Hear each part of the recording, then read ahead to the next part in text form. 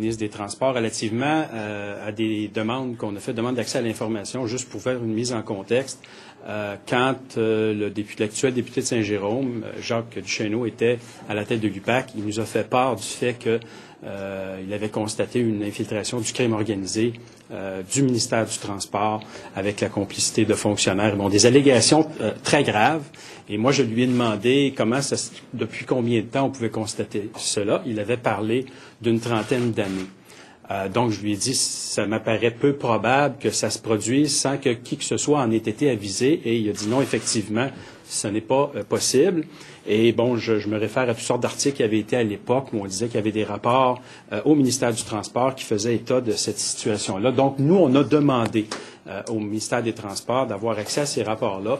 Le ministère du Transport nous a effectivement dit que les rapports en question étaient recensés, donc ils admettent les avoir en leur possession, mais refusent de nous les transmettre sous l'argument de différents articles de la loi de l'accès à l'information.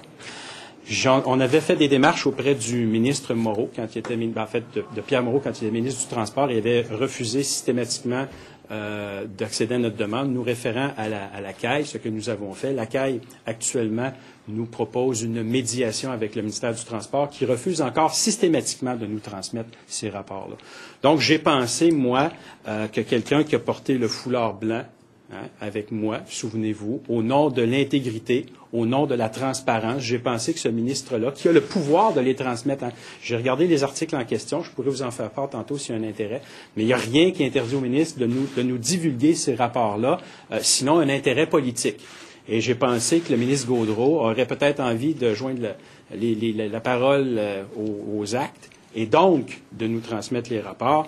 Et aujourd'hui, la réponse que j'ai reçue, elle est aberrante, parce que le ministre nous dit, écoutez, si la commission Charbonneau veut ces rapports-là, on va lui donner, mais si l'Assemblée nationale les veut, pas question de lui donner.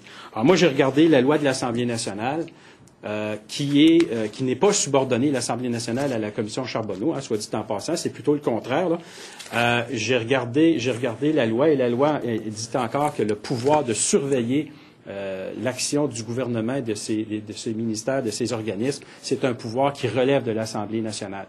Donc, j'ai énormément de difficultés à comprendre cet échappatoire-là, parce que pour moi, c'est un échappatoire, clairement, du ministère et du ministre des Transports.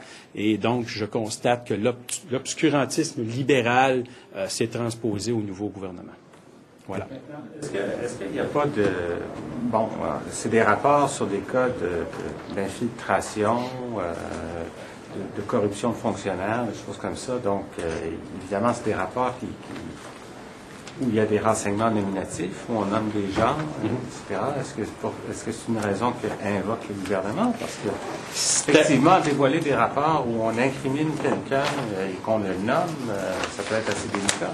Oui, écoutez, je vous réfère à une décision de la présidence de l'Assemblée nationale suite à une requête déposée à l'Assemblée nationale concernant Hydro-Québec par le député de Jonquière, qui demandait d'avoir accès à l'ensemble des contrats fournisseurs, soumissionnaires, bref, tout le topo.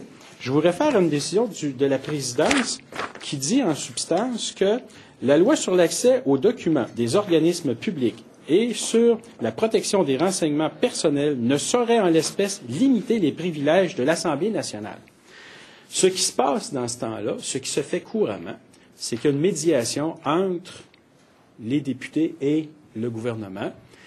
On convient qu'il y a des renseignements qui ne sont pas de nature publique. On les biffe des documents qui sont transmis. Et à ce moment-là, on peut diffuser le document en question. Ça, c'est courant. Dans le cas d'Hydro-Québec, qui est le cas auquel je me réfère, on avait statué que l'Assemblée nationale avait le droit de recevoir l'ensemble des documents, qu'ils soient de nature publique ou non publique, et qu'il relevait de l'Assemblée nationale de décider ce qui devait être public ou non public en fonction du jugement de l'ensemble des députés. Donc, je ne vois pas pourquoi, dans le cas d'Hydro-Québec, le député de Jonquière applique une politique Et dans son cas, comme ministre au ministère des Transports, là, c'est la politique libérale qui continue de s'appliquer. J'ai de la difficulté à comprendre la logique là-dedans. Qu'est-ce que l'Assemblée pourrait faire avec ces documents-là? Est-ce qu'elle ne serait pas, de toute façon, forcée de les remettre à la Commission, qui serait l'autorité compétente pour donner suite au constat dans ces rapports-là? Et donc, quelle est l'utilité, en somme, de votre demande aujourd'hui? Elle est extrêmement utile parce que je continue à dire que l'Assemblée nationale demeure le gardien de l'intérêt public en matière de surveillance du gouvernement. C'est pas à la commission Charbonneau de faire ça. En aucun temps, la commission Charbonneau n'a reçu le mandat de se substituer à l'Assemblée nationale. Le mandat de la commission Charbonneau, c'est de faire la lumière sur des systèmes, sur des façons de faire, sur la collusion, la corruption, le financement occulte des partis politiques. Ça, c'est le mandat de la commission Charbonneau et présentement, elle le réalise très bien. Mais de continuer à surveiller l'action du gouvernement, ça demeure la prérogative exclusive de l'Assemblée nationale. Or, vous comprendrez que, oui, il est possible que les deux intérêts se chevauchent, mais ils ne sont pas incompatibles.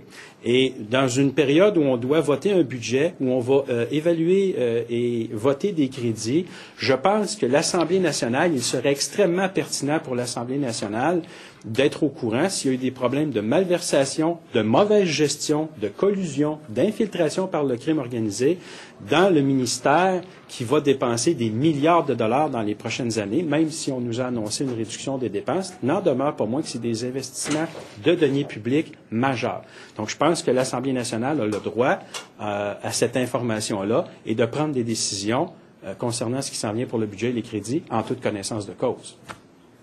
Au Canadien, on se dirige vers un vote le 28 novembre. Comment est-ce que vous entendez voter là-dessus? On a un caucus cet après-midi. C'est une décision qu'on va prendre en caucus. C'est une discussion qu'on va avoir en caucus. Le vote libre, ça pourrait vous intéresser là-dessus?